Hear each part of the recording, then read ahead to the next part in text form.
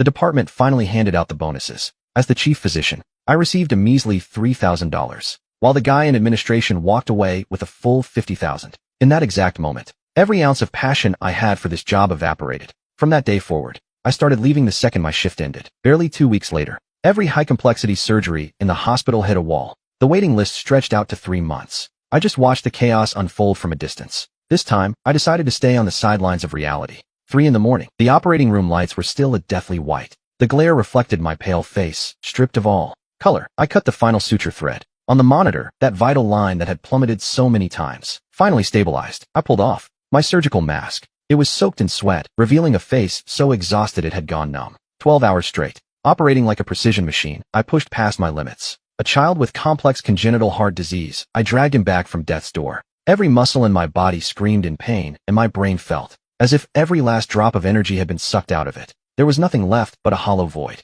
The head nurse, Sanjia, walked over to me and handed me an envelope. She couldn't hide the pity and sadness in her eyes, mixed with a flicker of pure indignation. Director Chun, this is the special project bonus. Please, take it. The envelope was thin, and the walk to reach it felt miles long. It was light, almost weightless, and it felt absurdly wrong against my body, which felt as heavy as lead. I gave it a small squeeze. I could feel the thin stack of bills between my fingers. I didn't open it right away. I just gave a silent nod. I dragged my leaden legs toward the locker room and reached out. I peeled off my surgical scrubs and leaned against the cold wall. The gunner finally opened the door and left. I stared at that envelope. 3 red bills, brand new. My hand froze, suspended in midair. My head was buzzing. Hours of absolute focus to save a life on the brink, to give a family hope for a new beginning. And in the end, all I got was these 3,000. An indescribable coldness washed over me. It spread from my chest to the very last fiber of my heart. It wasn't about whether the money was a little or a lot anymore. It was the thank you that mattered. This was a humiliation, a blatant, shameless insult. I walked out of the hospital building. The freezing wind of the early morning whipped against my face. It hit me hard, but I couldn't even feel it. Nothing could scatter the dead ashes in my heart as I walked past the old wing. The administration building was brilliantly lit up. A voice, boasting with smug arrogance, drifted through the air. It floated out from an open window. Phew, that wasn't easy at all. You have no idea how much smooth talking I had to do. And you wouldn't believe how much I had to drink, but in the end, I landed the project. It was the voice of Wan Kai, the head of the administration office. He's the hospital director's brother-in-law, a man who doesn't know a thing. He probably couldn't even tell you which end of a stethoscope is which. The bonus wasn't much, he bragged, just 50,000. 50,000. With that, I could buy a whole mountain of cash. My wife already has her eye on a brand new car. 50,000. I stopped dead in the dark shadow of a tree. I tilted my head back and stared up at that window. The administration building was glowing, radiant with wealth. And behind me stood the inpatient ward, soaked in a different reality. It was stained with the blood, tears, and desperate hopes of countless families. They looked like 2 completely different worlds. One was a paradise where people plotted strategies and made easy money. The other was a hell where you risked your life for a miserable pittance. I walked back into my empty office. The walls were covered from floor to ceiling with banners of gratitude. Impeccable medical ethics, they read. Miraculous hands that bring the dead to life. Like a second father, his kindness is as vast as a mountain. Every single one of these awards was supposed to represent the highest value of humanity. Each one represented a life I had snatched back from the claws of death. Before, these banners were my pride and joy. They were the fuel that drove me to sacrifice everything to save others. But now, they felt different. They looked like a crowd of mocking, faceless shadows staring back at me. They were laughing in silence at my naivety and my stupidity. I pulled out my phone. The harsh glare of the screen cut through the darkness. It illuminated my cold, expressionless face. Silently, I scrolled to the alarm I had set every single day. 6 o'clock in the morning. With a light tap of my finger, I deleted it. I was done with that life, so I programmed a new one. 7:30 in the morning. Once it was set, I turned the phone off completely. The entire world plunged into a deathly silence. The next day arrived. For the first time in forever, I slept until the sun was high in the sky. I wasn't woken up by the insistent ringing of the hospital phone, and I didn't have to rush to the battlefield at the first light of dawn. I actually had time to prepare a simple breakfast for myself. I walked my daughter to elementary school as the sunlight filtered through the trees. The warmth of the sun bathed me, and I looked at her small face. I realized it had been a long time since I'd really seen the people around me. I hadn't seen this city during the day in years. By 5 o'clock sharp, I had just finished a routine bypass surgery in the afternoon. I set down the scalpel and stripped off my white lab coat, changing back into my own clothes. I was ready to walk out of the department for good. But the department head, San Wadong, stopped me in a hurry. Lin Yuan, where do you think you're going? There's an emergency consultation tonight, and it's a complicated case. I need you to supervise the whole thing. He said it with a look that screamed, "This is your duty." For the last 10 years, it had always been like this for me. If the hospital needed me, I was available at any hour, day or night. It's my time to leave, I said coldly. San Wudong stood there stunned, as if he'd just heard something insane. Time to leave? But there's an emergency. Is it an emergency resuscitation? I asked.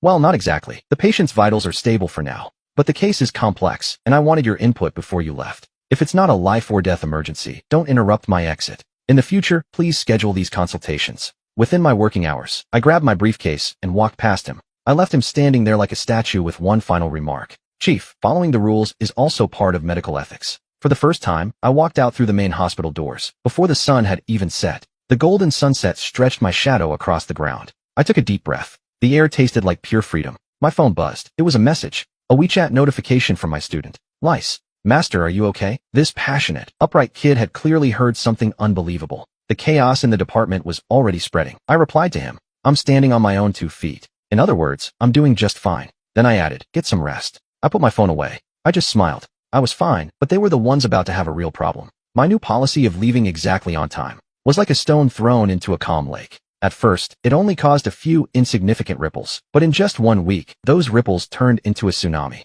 On the cardiothoracic surgery waiting list, specifically the high-complexity section I directed, appointments were already fully booked for the entire month. This meant patients needing urgent surgery would have to wait 3 more weeks. For a heart patient, every single day of waiting is a day of unpredictable risk. That afternoon, on the anniversary of my father's death, right as I finished my consultation hours, a middle-aged woman blocked my path. Director Chun, why can't you operate on my father sooner? He can't wait this long. Before I could even open my mouth, Lee stepped right between us. Ma'am, please, calm down. Let's talk about this quietly. But the woman's mind was set. The doctor's surgery schedule is already full. Full? What do you mean it's suddenly full? I heard that before. Things weren't like this. Her raised voice drew the eyes of everyone in the hallway. The families of other patients began to gather around. In an instant, every gaze in the room was locked onto me. They were filled with reproach and a complete lack of understanding. I looked at the distressed woman standing there. I didn't feel the slightest bit of guilt or agitation. I'm just an ordinary doctor following the hospital's rules and regulations. I wasn't the one who caused this situation. I ignored the commotion entirely. I walked straight toward the elevator. Behind me, Lise was doing her best to calm the family down. Right at that exact moment, a call came in from the department head, Sun Wudong. On the other end of the line, his voice sounded desperate and pleading. Lin Yuan, Chun Lin Yuan, I'm begging you. Stay just a few extra hours tonight. My son's daughter. That patient is about to tear my entire office apart. I was driving with the window down, and the evening breeze felt incredible. I pulled over toward the park, intending to play with my daughter for a while. He kept insisting on the same old topic, but my efficiency during work hours is what matters. In fact, it's the highest in the entire hospital. I answered him calmly, and you know that perfectly well. I know, but now isn't the time to talk about that. Then when is the time? I shot back. Was I supposed to keep using my daughter's childhood, one where her father is never there, to fill gaps in a schedule that shouldn't even exist? On the other end of the line, there was only silence. I hung up. From the slide, my daughter's laughter rang out. Like a little bell. Pure silver. How long had it been since the last time I actually got to eat at sunset? To just be with her and enjoy this moment of peace. I felt thankful. The next day, the hospital director called me into his office personally. Inside, he was using a clay teapot to prepare a cup of high-grade Dahong Pao tea. The rich aroma filled the air as he poured a cup just for me. He was a man with a lifetime of experience, and right now, he wore an expression of deep regret across his face. Lin Yuan, I was the one who promoted you. I know your skills and your character better than anyone. You have always been the pride of this hospital. He was trying to butter me up. I picked up the teacup and slowly blew on the steam, offering no reply. But what has been going on with you lately? There are so many patients waiting for you to save their lives. Director, I haven't let my personal emotions interfere with my work. I am simply following labor laws and the schedule the hospital established for an 8-hour workday. I arrive and leave exactly on time. Tell me, what have I done wrong? He was left speechless for a moment. His expression soured immediately. Rules are one thing, but people are another, he muttered. As doctors, what is the most important thing you have? Professional ethics. Professional ethics. I looked up through my gold-rimmed glasses, staring him right in the eye. My ethics are proven during my 8-hour shift, I said, when I use 200% of my focus and skill to save lives, without making a single mistake. I paused and leaned forward, locking my gaze onto his. My medical ethics aren't meant to be exploited by certain people who use their own incompetence and greed to create administrative holes. I am not here to cover up their debts for free. The director's face turned a deep shade of red,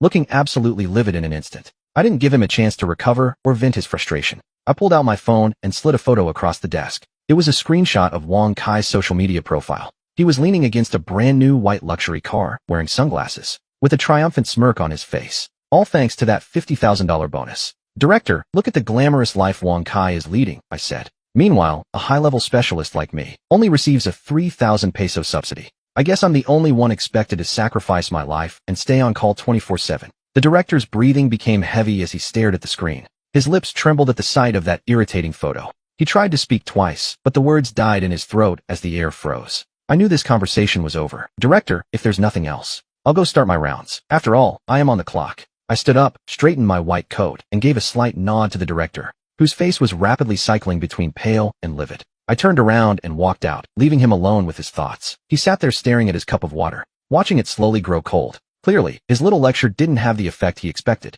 My refusal to stay late was no longer just a personal choice. It had become a silent protest. Since the direct approach failed, Wang Kai started using softer, or rather, dirtier, tactics. Soon, an anonymous post appeared on the hospital's internal forum. The title read, "Unmasking the True Face of a Certain Technical Genius." The post was dripping with fake indignation. It was direct, and even though it didn't mention any names, everyone who read it knew exactly who this arrogant genius was. The claim that I ignored patients' lives for money was aimed straight at me, Chen Yuan. The post painted me as someone completely corrupted by greed. I was described as a cold-blooded doctor with zero professional ethics. It claimed that because I was unhappy with my subsidy, I was deliberately delaying high-stakes surgeries. I was supposedly using my patients as bargaining chips, just to squeeze more money out of the hospital. The comment section exploded instantly. Administrative staff who didn't know the truth were outraged, accusing me of being selfish. Doctors from other departments expressed their deep disappointment in me. They actually thought I had let my emotions compromise my work. A few colleagues from cardiac surgery tried to defend me,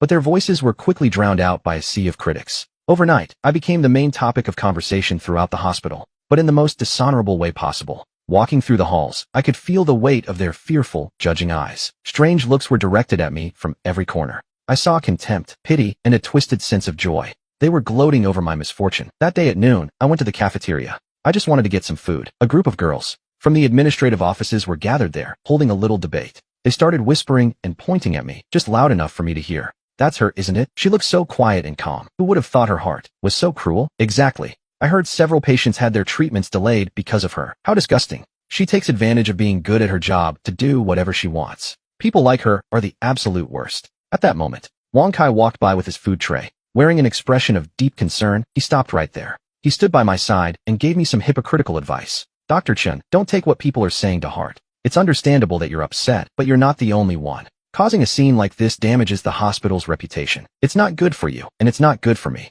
right?" He played the mediator, acting as if this whole mess had nothing to do with him. In an instant, every eye in the room shifted toward him. Then they looked back at me, waiting for my reaction. They wanted to see if I'd explode with rage or try to justify myself. I didn't give them the satisfaction. I didn't do a thing. I didn't even turn to look at him. I simply served my food with total calm, with the tray steady in my hands. I walked right past him. I just wanted to find a quiet corner to sit in. As I moved away, the hand he had reached out to pat my shoulder froze solid. It hung there in the air, making him look incredibly awkward. His face turned purple with rage instantly. Indifference is a far more lethal weapon than any comeback. I enjoyed my meal in peace while Wang Kai stood there looking like a complete fool. He was a ridiculous clown in front of everyone. However, the pressure of public opinion was starting to take its toll. Some colleagues I used to get along with started to distance themselves from me. When we crossed paths in the hallway, they barely gave me a quick nod. They didn't dare exchange more than a couple of words with me anymore. The entire cardiothoracic surgery department felt heavy. It was wrapped in a depressing, suffocating atmosphere. Li Su, on the other hand, was absolutely fuming. He gripped his phone, staring at it every single minute.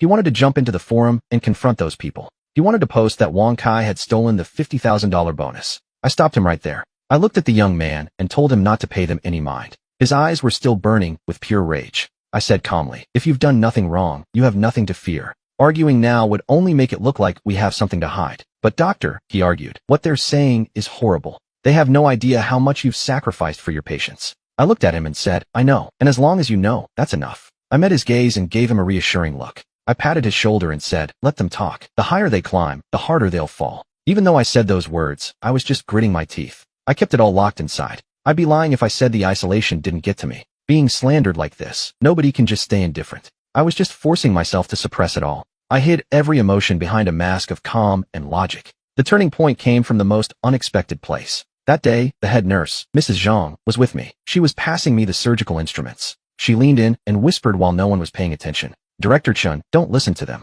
Don't listen to those rumors. Everyone here trusts you. We know exactly what kind of person you are and who is truly better." The ones who know the truth are those of us who step into surgery with you every single day. That simple sentence felt like a warm current, instantly flooding my frozen heart. And an even bigger surprise was coming. Someone, I don't know who, leaked my past achievements online. They uploaded the story of what happened with Cuauhtemoc. I had fought for a patient suffering from massive hemorrhaging during childbirth. I spent 36 hours straight in that fight until I finally succeeded. I literally snatched her back from the clutches of death. They even shared how I paid for a surgery out of my own pocket. It was for the son of a low-income family, and soon, others joined in. Former patients of mine saw the nasty rumors on the hospital forum. They didn't stay silent. They came out to defend me. They used their own life stories to testify to my work. One woman wrote, "If it wasn't for Dr. Chin's dedication, my husband would have died 3 years ago. He saved everyone in our entire family. If anyone dares to question his ethics, I'll be the first to shut them down." Another said, "My son can go to school, run, and play today, only because Dr. Chin spent sleepless nights fighting to save him."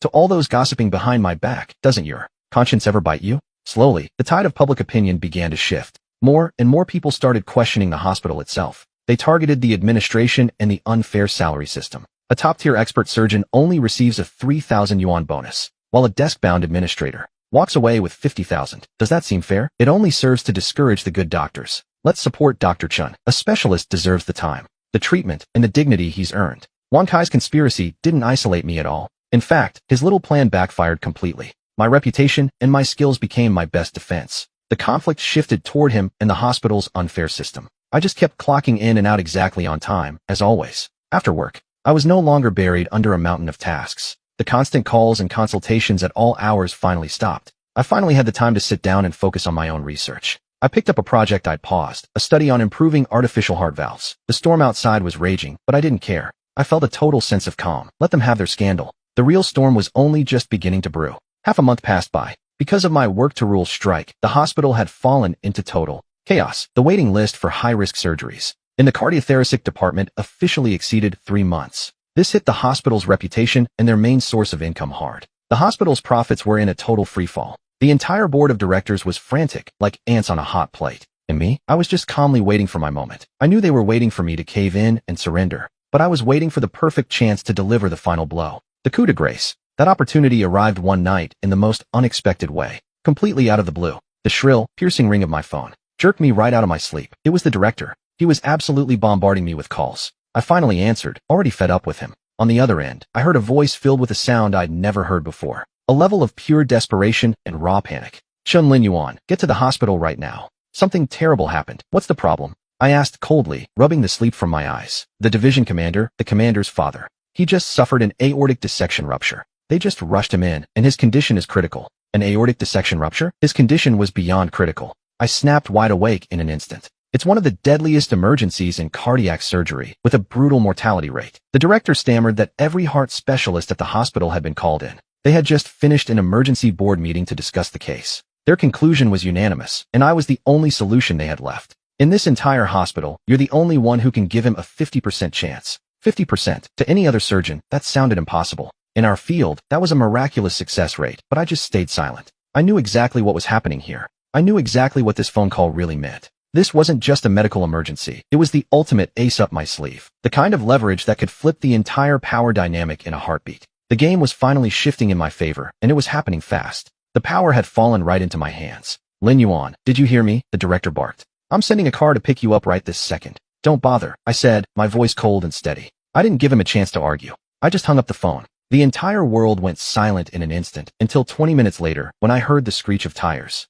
A car slammed its brakes right outside my building, and I walked over to the window. I lifted the corner of the curtain just enough to see out. The hospital director's private car was parked right there on the street. The director himself was there. He and Wang Kai looked like two stray dogs without a master. They stood there, completely lost in the freezing wind, staring anxiously up at my window. The night wind of Doni whipped their hair around, making them look pathetic and helpless. They didn't dare call my phone again. They were terrified of pushing me over the edge, so they just stood there, waiting. I pulled the curtain shut. I went back to bed and pulled the covers up, closing my eyes, but sleep wouldn't come. I couldn't stop thinking about those two men outside and the old man in the oar, whose life was currently hanging by a thread, waiting on my decision. Nearly an hour later, I heard a muffled argument coming from below. They clearly couldn't take the pressure anymore, so I went back to the window. Wang Kai had completely abandoned his usual arrogance. He was clutching a thick manila envelope, bowing repeatedly as he spoke to the director. Then, the two of them entered the building, one right after the other. Soon enough, there was a knock at my door. I didn't open it, and the knocking stopped. Li Yuan, I know you're in there.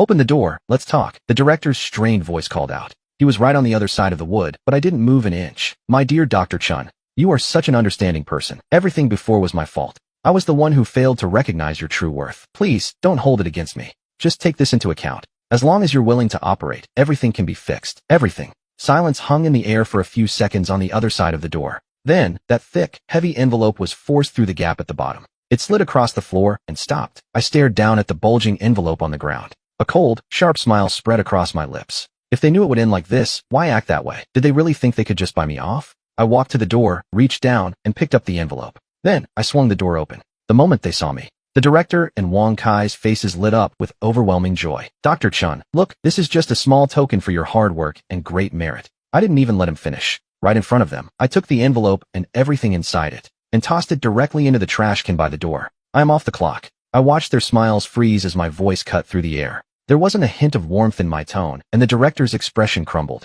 He took a step forward, his voice thick with desperation, and cried, Chun Li Yuan, a life is at stake here. What exactly do you want in exchange for this surgery? What do I want? I let out a short laugh, but that laughter didn't reach my eyes. I looked at their faces, consumed by anguish and worry, and slowly repeated the question. Shouldn't I be the one asking you to that very same thing? With that, I looked away and turned to close the door. You want me to perform the surgery? Fine. At dawn, we will have a general meeting with the entire hospital to make this public. Bang, the door slammed shut. I could practically feel the weight of their shock through the wood. I left those two standing there in the hallway, completely broken. They were left standing there in the middle of the freezing wind. Their faces were as pale as a corpse. I leaned back against the door of my house. I listened as their staggering footsteps slowly faded away. That night, many people were destined to lose sleep. I imagined the calls from the mayor's office started the moment they left my door. They were coming in every half hour, and every single one of them was high priority. It was like a slow torture for the director and Wang Kai. They panicked, completely consumed by terror. The next morning, at exactly 8:30,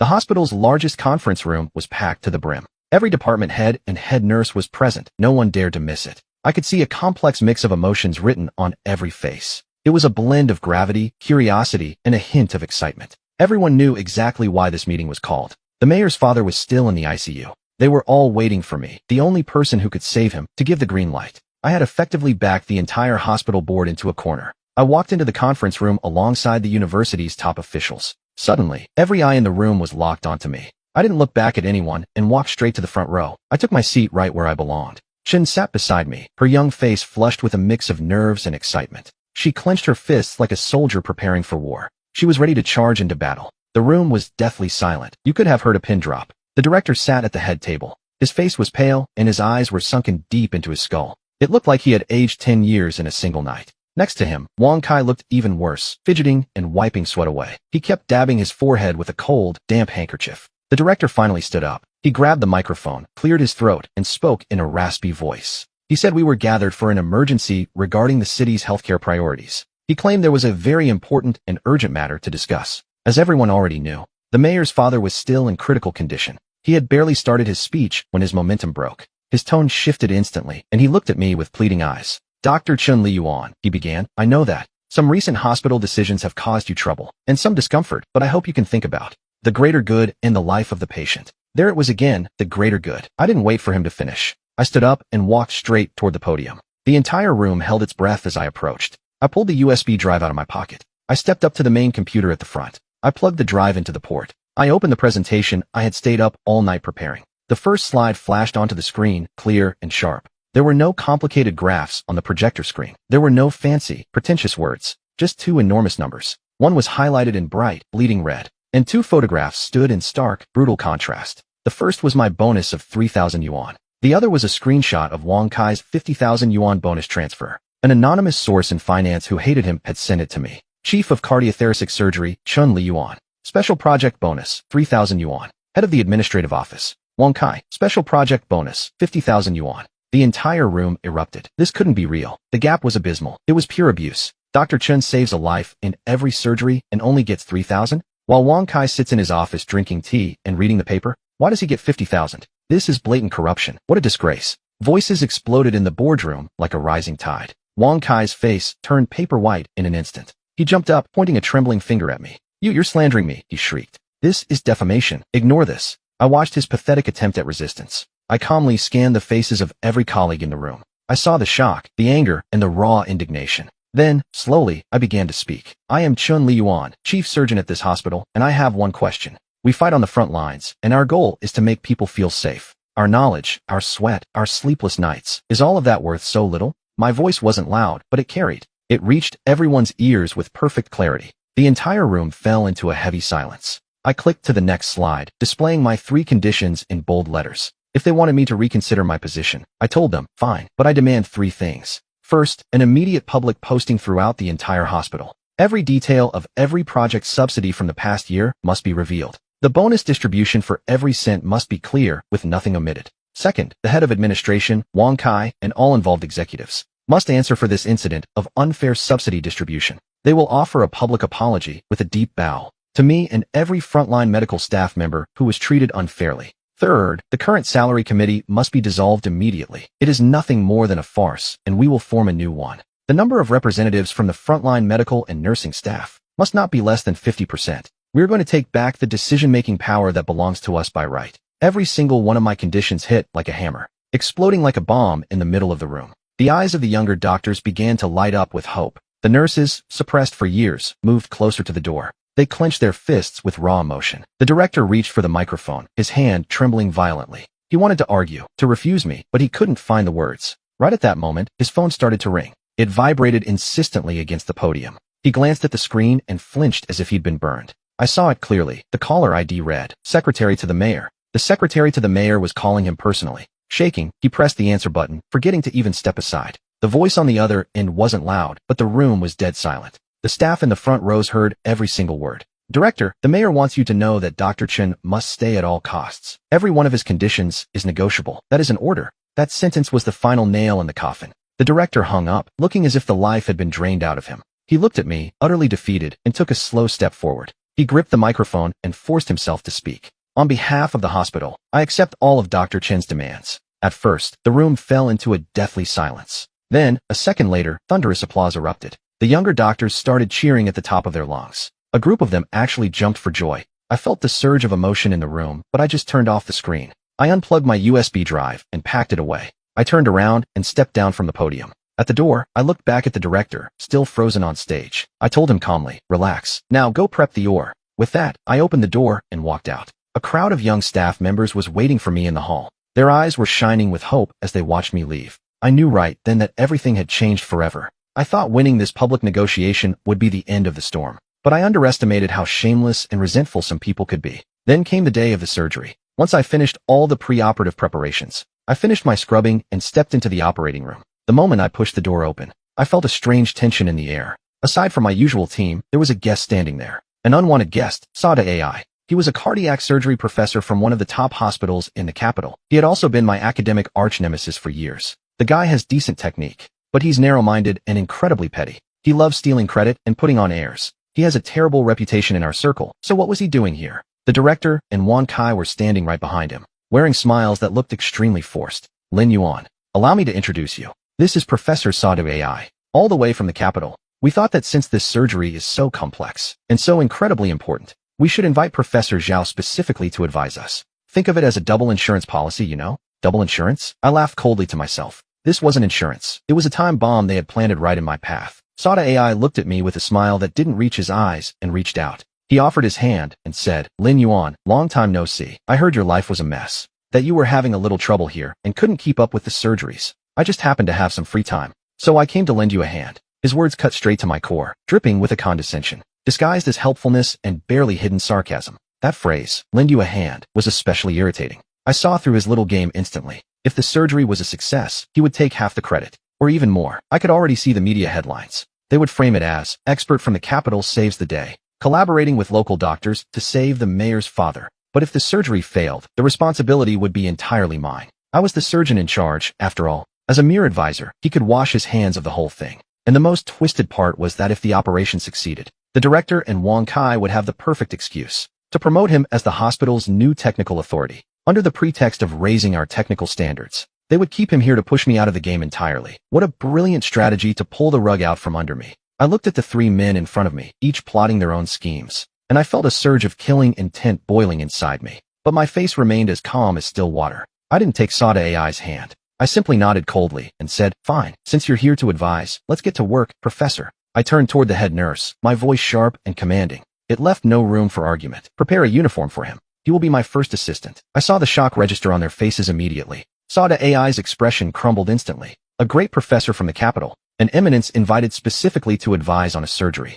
and I had just demoted him to a mere assistant. It was a total humiliation. He looked like he was about to explode, but I had already turned my back on him. I walked toward the scrub station without giving him a single chance to protest. "Get everything ready so it looks perfect." The surgery was about to begin. Those cold words signaled the start of the war. The operation commenced, and with it, a silent, bloodless battle began. Right there, inside that operating room, the procedure was officially underway. Under the harsh glare of the surgical lights, Estefano stood there, scalpel in hand. I opened the patient's chest. Sada AI stood directly across from me as my first assistant. His face was pale and drawn. His eyes were burning with resentment and anger. He was drowning in envy, yet he couldn't stop trying to give orders. "That incision could be made a bit larger," he barked. "You need more space for better exposure. Be careful not to tear the tissue while you're separating it. Don't damage the nerve," he added. He used the tone of a teacher scolding a student, trying to assert his authority. He wanted to humiliate me in front of my own team. His constant nagging was breaking the entire rhythm of the surgery. The procedure entered a critical phase where we needed to act fast.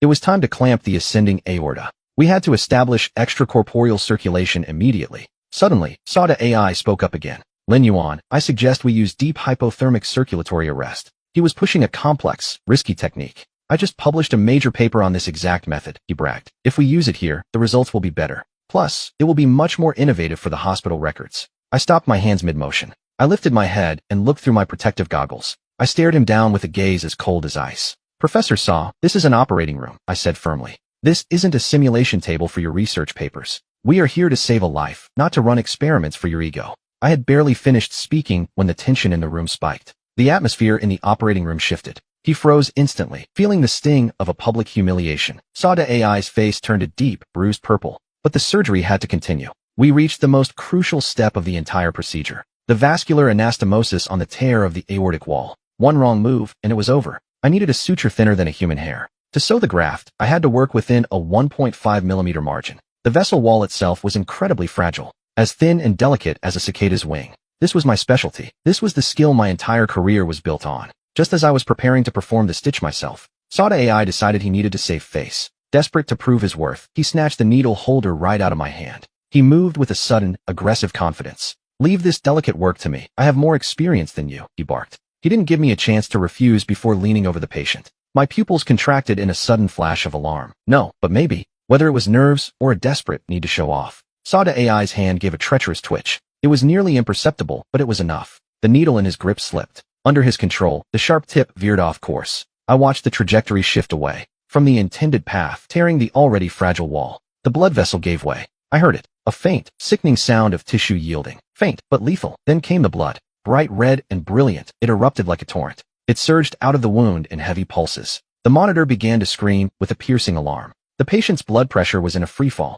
Hemorrhage. A massive hemorrhage, and the pressure was too high to stop. It dropped straight to 60. The heart rate is crashing. The operating room descended into pure chaos. Lice and the nurses looked like they'd seen a ghost. Every drop of color drained from their faces in an instant. Up in the observation room, things were just as bad. The hospital director and Wang Kai were glued to the screens. They watched the monitors, paralyzed by sheer terror. Their legs buckled as they nearly collapsed onto the floor. None of them ever imagined it would end like this. The ace they brought in to get rid of me was a failure. He was pushing the patient straight toward the brink. He was dragging them into the abyss with his own hands. Don't forget to subscribe to the channel for more. Out of the way, I roared, my voice like thunder. The command echoed through the panicked operating room. I shoved Sadi aside while he stood there, frozen. He didn't know what to do, so I took back my lead. In that instant, my brain entered a state of absolute calm. A cold, clinical stillness washed over me. There was no time for anger or finding someone to blame. I only saw the wound tearing wider and wider, right in the monitor showed that lifeline was about to hit zero. Suction, gauze, increase the gas flow. I needed the cardiopulmonary bypass to hold. My orders were sharp, brief, and absolute. The surgical team snapped back into focus. The same crew that was panicking a second ago heard my voice. They found their pillar of strength instantly. Like precision gears catching their teeth, they began to move at full speed once again. My coordination with the nurses was flawless. Years of working as one unit manifested in this single moment. Instruments were passed without a millisecond of delay. Every command was executed with forceful pressure. My hands dove into the small, cramped space. Inside that bloody chest cavity, I moved with terrifying speed. My fingers were a blur, leaving a trail in the air. Everyone in the room watched with wide eyes. They were glued to my hands, forgetting to even breathe. Saadi just stood off to the side. He looked like a puppet whose strings had been cut. The trembling started in his feet and worked its way up. Finally, his entire face was drenched in a cold sweat. He watched my procedure with a look of pure disbelief. He knew he had completely blown it, but he knew something else even better. What I was doing right now was far beyond his comprehension. Conventional repair methods were useless now. There was no more time for them to succeed. In that exact moment, more than 10 different surgical plans flashed through my mind in an instant. I discarded them one by one until I felt like I had nothing left. Then, in a fraction of a second, a new idea hit me. It was extremely bold, almost inconceivable. It took shape in my head. I was going to use a new, improvised technique to pull this off. A desperate counterattack. I didn't suture the tear directly. Instead, I grabbed the healthy surrounding tissue. I began to perform an ingenious, makeshift graft. This move required a terrifyingly deep grasp of hard anatomy. It was a level of skill that felt almost divine, like a cosmic judgment of space and solar mechanics. Prehumanly precise. 5 minutes later, as I cut the final suture thread, the miracle happened. The torrential hemorrhaging stopped. It was completely under control. I had repaired that fatal rupture in an almost artificial way. I repaired and reconstructed it to absolute perfection. The blood pressure on the monitor began to climb. 80, 55, 110. It stabilized, and the heart rate returned to normal. The bleeding had ceased entirely. Lisa's voice was thick with pure euphoria, the relief of surviving mixed with an admiration that she simply couldn't contain. Everyone in the operating room let out a long, heavy sigh of relief, though some remained breathless. A few even collapsed right onto the floor. I straightened my back. The massive effort caused my vision to blur for a moment. The surgery was a success. A perfect success, achieved in a way that defied everyone's wildest imagination. I peeled off my surgical gown, soaked in blood and sweat, and tossed it into the waste bin. I walked straight toward Professor Zhao. He was standing there, pale as death. He looked at me, his lips trembling as if he wanted to say something, but he couldn't utter a single word. Shame, fear, and the despair of being crushed by an absolutely superior skill were written all over his face. He knew that from this day on, in the world of cardiothoracic surgery, he would never be able to hold his head up again. I looked him in the eye and spoke calmly. Professor Zhao, next time, before you supervise a surgery, remember to actually update your technical repertoire. And another thing, the operating room isn't a stage to chase fame and fortune.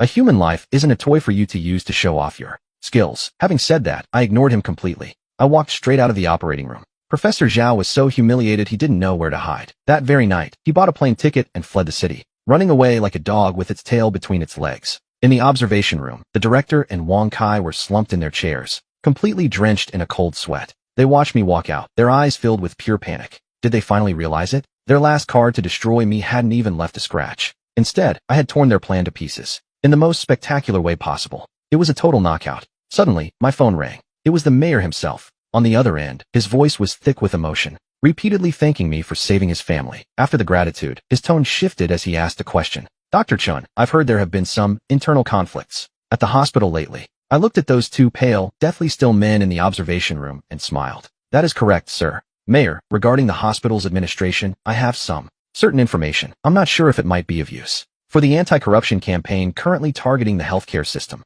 The success of the mayor's father's surgery was dramatic and heroic. It pushed my prestige within the municipal hospital to a level that had never been seen before. Everyone had witnessed what true power looked like. Absolute technical superiority. They also saw how the clumsy conspiracies of clowns are pathetically fragile when faced with real talent. The hospital administration had no choice but to cave. They fulfilled the promise made at the assembly and posted it on the internal system. Every detail of the subsidies and bonuses from the last year was laid bare. The moment that Excel sheet went public, the entire hospital exploded. The medical and nursing staff had been working themselves to the bone, yet their meager rewards stood in stark contrast to other departments. The administration and logistics teams were pulling in massive bonuses, under the most creative and varied excuses imaginable. Wang Kai was the worst offender, with 50,000 in project subsidies alone, plus massive bonuses for management contributions and more. Bonuses for coordination and organization. When you added it all up, it was more than 3 times what I earned as the chief surgeon. The outrage in the cardiology department was instant and universal. The staff flooded the internal network, demanding severe punishment for Wang Kai. They wanted a total restructuring of the entire administrative system. The pressure was mounting like a surge in a high-voltage line. With things getting out of hand, the director had no other choice. He announced Wang Kai's temporary suspension pending an internal investigation. But I knew better. This was all just for show. As long as the director stayed in his position, nothing would change. He would find 1,000 different ways to protect his own He was shielding his brother-in-law, waiting for the noise to die down. Once the storm passed, Wang Kai would just return in a different role. I couldn't trust them to investigate themselves. I had to cut the problem out at the root. Late one night, Lizzie knocked on my office door. She was acting incredibly mysterious. She reached into her clothes and pulled out a USB drive. She set the drive down in front of me. It sat there on my desk, glowing under the office lights. "Professor," she whispered, "this is something I found by accident. I think this belongs to you. You're the only one who can use it." I looked into her bloodshot eyes and asked her a simple question. "What exactly is this?" Lizzie leaned in close, her guard up. She lowered her voice and told me Wang Kai's wife was the secret owner. They had registered a medical equipment company in her name. For the last 2 years, most of the high-value supplies for our department, specifically the ones used in cardiac surgery, including the heart valves and vascular stents, had been purchased exclusively from this one company. My heart skipped a beat as the pieces clicked together. She wasn't finished yet. She had compared the market rates to the prices their company charged us. The hospital was paying at least 30% above the standard price. The corruption behind the entire operation was undeniable. It was staring me right in the face. The drive contained invoices, contracts, and registration data linking Wang Kai's wife. She was listed clearly as the legal representative of the firm. There were even grainy recordings of Wang Kai meeting privately with suppliers. The chain of evidence was practically complete. Every invoice and every recording led back to the same source. This whole operation was like a massive parasite. It was greedily sucking the lifeblood out of the hospital, and it was bleeding the patients dry too. I stared at the USB drive sitting on my desk. It felt like a piece of white-hot iron, radiating a dangerous, searing heat. I looked up at Lizzie with a cold intensity in my eyes. I asked her, "Have you really thought this through? Once you hand this over, there is no turning back. This is a declaration of war to the death." Lizzie's gaze didn't waver for a second. "Professor, I've made up my mind," she said firmly. "I studied medicine to save lives and to be a doctor of integrity, just like you. I can't stand by and watch while people like you work themselves to the bone. You give everything for the patients, only to be bullied and exploited. Exploited by parasites like Wang Kai. This hospital is sick," she added. "It needs someone to perform major surgery on it." A whirlwind of emotions washed over me. It was like looking at myself from many years ago. I reached out and took the USB drive. I stood up slowly. I gave her a firm pat on the shoulder and said, "Well done. Leave the rest to me." I wasn't naive enough to just hand over this lethal evidence. Giving it to the hospital's emergency department would have been a mistake. It would be like handing a knife to the enemy's ally. I spent the entire night organizing every piece of material. I sorted the USB files into categories and compiled a formal complaint file. Everything was logical and precise. The evidence was undeniable, so I set up an anonymous email account. I used that fresh account to send the entire file. I sent it directly to the Disciplinary Commission's public tip-off box. By the time I finished, I felt a sense of relief. The sun was just starting to rise. But I didn't stop there. I opened my phone and found the number for the mayor's health secretary. I sent him a text message that was short but heavy.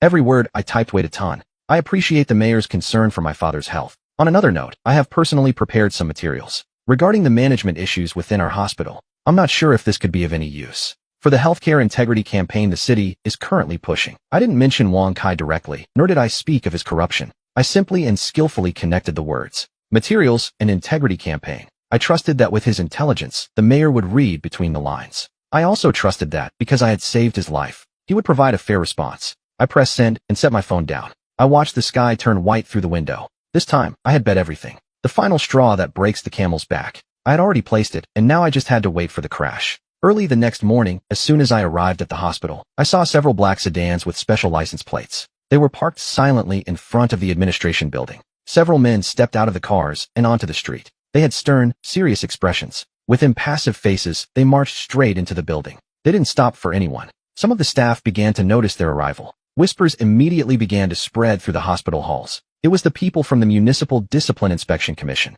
Word was they had formed a joint task force and set up camp right here. At 10 in the morning, while I was making my rounds, a massive commotion broke out. The noise was coming from the direction of the administration building. I walked over to the hallway window and looked out. I saw Wang Kai. He was being held firmly by 2 men, one on each side. They were escorting him out of the main entrance. His hair, which he usually kept slicked back perfectly, now looked like a messy bird's nest. His face was completely drained of color. He wouldn't stop screaming at the top of his lungs. It wasn't me. I was framed. It was Chun Liyuan. Juan, he's the one who framed me. Then, he spotted me standing by the window. His eyes, burning with hatred, locked onto me like a venomous snake. I just stared back, my face a cold, expressionless mask. I watched them shove him toward the car without a shred of mercy. They forced him into the back of that black sedan. The door slammed shut with a heavy thud, muffling his final, frantic screams. He was desperate. The crowd stood there, paralyzed by the scene. Moments later, the hospital director was also invited to leave. The task force let him out of his office to assist with the case. He walked with his head down, dragging his feet across the floor. In just one night, his entire presence had withered away. It looked like someone had ripped the spine right out of him. He walked away, never to return again. A seismic shockwave rippled through the entire hospital. The administration wing was locked down and sealed. Every single ledger and computer was scrutinized. And then, they were all confiscated on the spot. The administrative staff, who usually strutted around with such arrogance, were now buried in a deathly silence. They were terrified of being the next ones dragged away in handcuffs. Meanwhile, in the clinical departments, the atmosphere was completely different. The tension that had built up for so long finally snapped. Even though no one dared to look directly at the empty seats, the satisfaction in the air was thick enough to taste. The gleam in their eyes said everything that words couldn't. The efficiency of the investigation team was truly staggering. Faced with irrefutable evidence, the truth began to pour out. Wang Kai's psychological defenses crumbled in an instant. He didn't just confess to using his position for power. He admitted to controlling the hospital's entire supply chain. He used a shell company owned by his wife to shamelessly embezzle public funds. Desperate to reduce his sentence after taking massive bribes, he spilled everything and sold out his own accomplices. He exposed the secret slush fund the director had maintained for years. He detailed the illegal bonus distributions and the blatant influence peddling. Every rigged promotion and fake title evaluation was laid bare. He dragged all their dirty laundry into the light, exposing every man involved. So much money and so many people were involved. It was a scandal that shook the city's entire healthcare system. A tower of corruption was falling. The anti-corruption investigation into Badajoz Municipal Hospital intensified. With the hospital as the epicenter, the storm spread rapidly. And yet, I was the one who set it all in motion. Even though I sparked this chaos, I acted like it had nothing to do with me. I made my rounds as usual, attended consultations, and went into surgery. The world outside was screaming. But those turbulent waves didn't seem to affect me in the slightest. Lice rushed into my office, euphoric and gesturing wildly as he gave me the news. "Doctor," he shouted, barely able to contain himself. They finally did it. They officially arrested the director and put him under internal investigation. Word is that several administrative heads have already turned themselves in. I simply nodded and handed him a medical chart. "Understood. Now go fetch the lab results for the patient in bed 3 so I can review them." Seeing my calm face, his agitation began to fade, and he just scratched his head. He scratched his head, looking a bit confused. "Doctor, we won. We actually won. Why aren't you even a little bit excited?" I lifted my head to look at him and thought, this isn't about winning or losing. We simply took back what was already ours. We just forced certain people and situations back to where they belonged. The next day, the final news arrived. Wang Kai was sentenced to 15 years in prison. The director was officially dismissed and handed over to the justice system. The corruption network at Municipal Hospital collapsed into total chaos. It became the textbook example for reforming the democratic system of the entire city's healthcare infrastructure. In the middle of that storm, I remained in my own world of peace. The higher authorities reacted quickly to the power vacuum. They brought in a new director from a top-tier university hospital in Puebla to lead the reconstruction of our municipal hospital. The new director's name was Lin Sente, a cardiovascular specialist of immense national renown. Known for his rigor, his respect for technique, and his technological management. Nothing lasts forever. Anything is possible now. Everyone knew he was a true expert in his field. He wasn't just another bureaucrat who climbed the ladder through connections. On his first day, the new director didn't act like a typical administrator. He didn't follow the script of the directors who came before him. He didn't call for a massive meeting with all the department heads. There was no empty, formal speech to stroke his own ego. Instead, the first thing he did was put on his white coat and start his rounds. He headed straight for the emergency room. He visited every single clinical department in the building. He didn't have a massive entourage trailing behind him either. He only brought one secretary along to take notes. What was his goal? He spoke directly with the frontline doctors and nurses. He asked about the workload, the pay, the benefits, and their career growth. When he finally reached the surgical department, he walked right into my office. I was focused on the screen, reviewing a recording of a surgery. Without his secretary even announcing him, the man stepped inside. He stood silently behind me and watched for a moment. He was focused on how I was handling the coronary artery. The way I handled the left side was brilliant. Suddenly, a firm voice broke the silence. It was a powerful sound coming from right behind me. I turned around and saw the legendary new director standing there. He looked to be about 60 years old. He had a certain presence about him. His hair was graying, but he carried it with dignity. His gaze was sharp, clear, and missed nothing. He projected a refined, academic elegance. He had the natural authority of a true leader. I stood up immediately to greet him. His name was Director Lin. He gestured with his hand, signaling for me to stay seated. He pulled up a chair and sat down right there. He didn't waste time with small talk and went straight to the point. "Director Chun, I did my homework before coming here," he said. "I watched the full recording of your recent aortic dissection surgery. I've also heard everything that's been happening in this department." He looked at me with a mix of genuine admiration and approval. "The first thing I want to do is get the communication system deployed. That was the first thing I planned to do upon arriving here. I am formally inviting you to take the position of Deputy Director of Medical Affairs. The municipal hospital. I just sat there, stunned. Deputy Director? It was a position I had never even considered, yet here it was, being offered to me.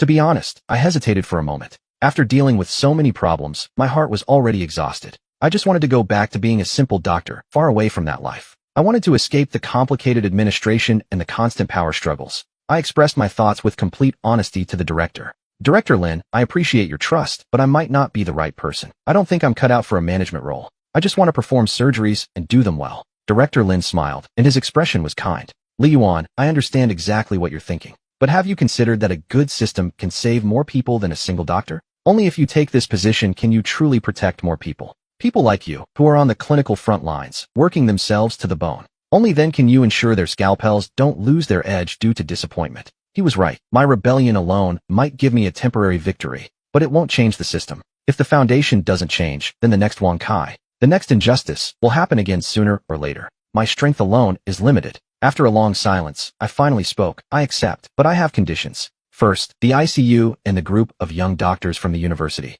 Those talented and committed people, I want them to feel valued. Give them a platform. Give them real opportunities. Second, the reform plan for the hospital's salary system must be completely under my direction. Director Lin smiled. He stood up and extended his hand to me. No problem. Together, we will make this hospital become what it was always meant to be.